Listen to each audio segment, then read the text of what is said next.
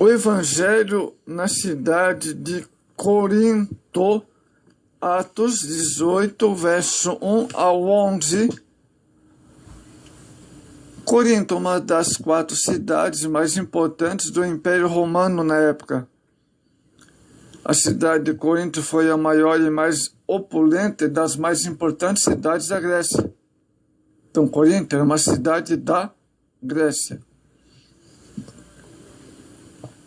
situada no istmo desse país, orgulhava-se de seus 2 portões,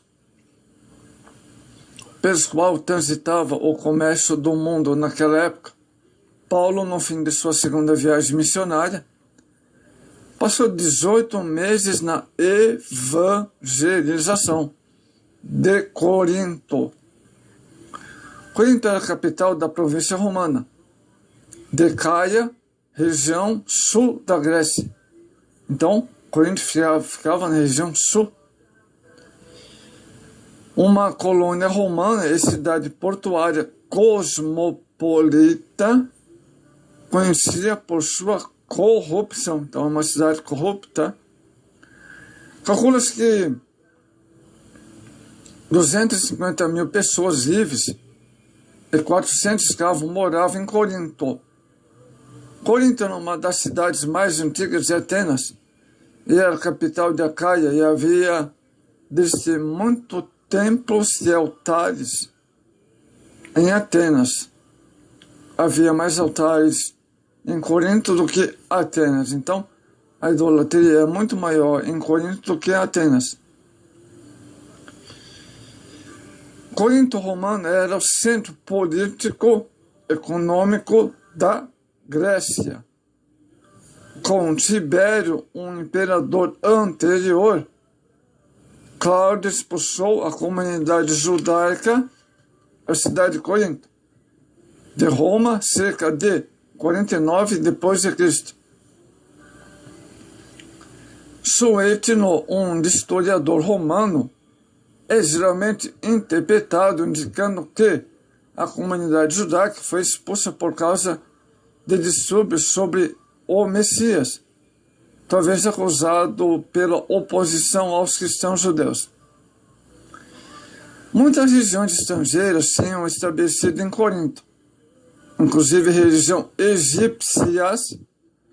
Uma inscrição de uma sinagoga de Corinto foi também encontrada perto da cidade de Agora, Mercado Central, onde Paulo tinha provavelmente trabalhado. Sua localização sugere que alguns membros dessa sinagoga tinham bens e status social. Os versos 7 e o verso 8, no capítulo 18 de Atos. A igreja se reunia em casas no período dos 3 primeiros séculos. Romanos 16, 5.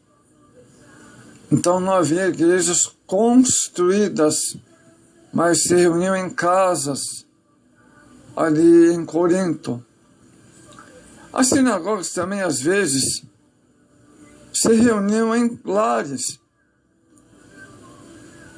até que a comunidade judaica pudesse comprar um edifício especial diante das perseguições. As igrejas não tinham condições para comprar edifícios. Os lares dos patronos em Corinto normalmente tinham lugar para 9 pessoas assentadas e até 40 no átrio adjacente, o maior cômodo mobiliado, né?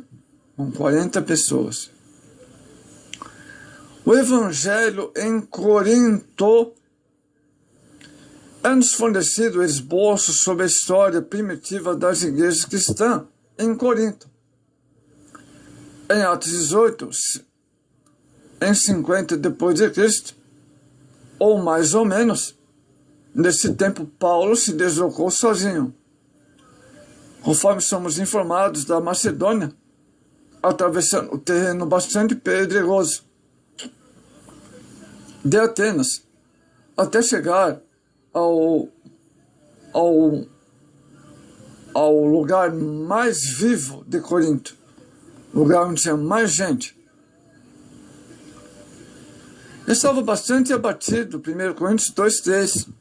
Ficou em um casal, na casa de um casal judeu, Áquila e Priscila, que provavelmente já eram cristãos, e que já havia sido expulso de Roma recentemente. A primeira igreja de Corinto teve seu início na casa de Áquila, mas, segundo era seu costume regular, Paulo começou a pregar na sinagoga, segundo o seu direito, trazendo convicção sobre caráter messiânico de Jesus entre os membros da comunidade judaica e entre alguns poucos gentios interessados. Uma adição ao partido cristão foi a chegada de Silas e Timóteo, que traziam boas notícias da Macedônia. 1 Tessalonicenses 3:6. Isso infundiu forças novas na pregação de Paulo em Corinto. Mas isso provocou forte reação por parte da comunidade judaica, que culminou no rompimento entre Paulo e a sinagoga. Daí por diante, seu ministério em Corinto foi realizado predominantemente entre os gentios. Porém, seu primeiro centro gentil ficava na porta vizinha à sinagoga, na casa de um gentio temente a Deus. Tício Justo era o nome do proprietário desta casa. É provável que tal qual em outros lugares, os indivíduos tementes a Deus se tivessem reunidos em torno do Evangelho, mas alguns dos judeus também aderiram, incluindo o chefe da sinagoga, Crispo, 1 Coríntios 1:14, talvez seguido por seu sucessor, Sóstenes. Muitos habitantes da cidade, daí por diante, creram na evangelização e foram batizados, mas não por Paulo. 1 Coríntios 1:14. Houve um período no qual Áquila e Priscila arriscaram suas vidas por causa de Paulo. Romanos 16:3. Talvez quando eram hóspedes deles em Corinto, alguma preocupação aguda deve ter sublinhado a visão que lhe foi dada. Atos 18:9. Assegurando-lhe a proteção divina e a existência de um grande número de almas que Deus tinha em Corinto. O conflito chegou ao clima muito grande quando os religiosos acusaram Paulo perante o tribunal proconsular. Porém, quando um Gálio se negou a tratar de uma disputa que ficava fora de sua jurisdição e compactuou com uma exibição violenta de antissemitismo por parte de alguns, Paulo foi certo que, por enquanto, nada havia a temer. O poder civil e que o desespero dos religiosos não podia pôr a lei de lado. A permanência de Paulo, amados, em Corinto se prolongou por um período incomum para ele. 18 meses. Atos 18:11. Ao partir, levou consigo Áquila e Priscila. Mas em Éfeso, o casal foi grandemente beneficiado no ministério para outro rabino cristão chamado Apolo, que se mudou para Corinto e logo deixou marcante impressão. que por seu intermédio houve conversões entre a comunidade judaica. Transparentemente, em Atos 18, 28. A linguagem de Paulo também pode sugerir um ministério mais profundo, instrutivo. 1 Coríntios 3, 6. Outras mestres cristãos fizeram presente em Corinto. Havia um grupo partidário de Cefas. 1 Coríntios 1, 12. Contudo, isso não implica necessariamente uma visita pessoal de Pedro, pois tal partido pode ter sido formado por judeus convertidos vindo de outras congregações. Mas não há dúvida que os falsos apóstolos veementemente atacavam 2 Coríntios e verso 11.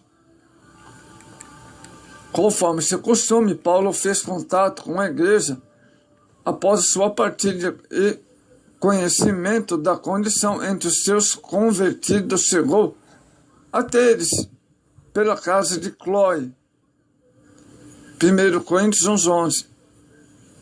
Através de uma carta que lhe foi enviada, Paulo, pela congregação, 1 Coríntios 7, e pela chegada de 3 homens, 1 Coríntios 16, 17.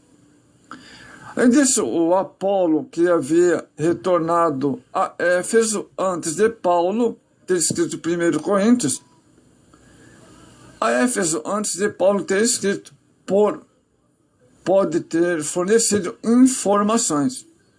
1 Coríntios.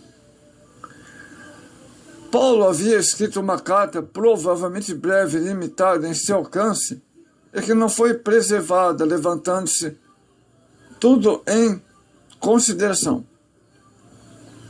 A igreja em Corinto trouxe ao apóstolo mais problemas do que qualquer outra que ele conhecia, que ele havia fundado.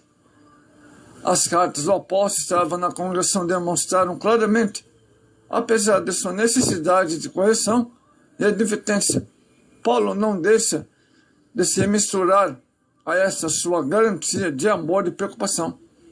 Depois da sua saída de Paulo, Apolo continuou a obra de evangelização em Corinto. O Apolo, foi o líder ali. Em 3 ocasiões, o apóstolo Paulo enviou cartas à igreja de Corinto. A comunidade cristã continuou a crescer. No 2º século, o bispo desta igreja exerceu grande influência na igreja de modo geral. Em que maravilha, hein? O evangelho floresceu grandemente ao seu crescimento no 2º século.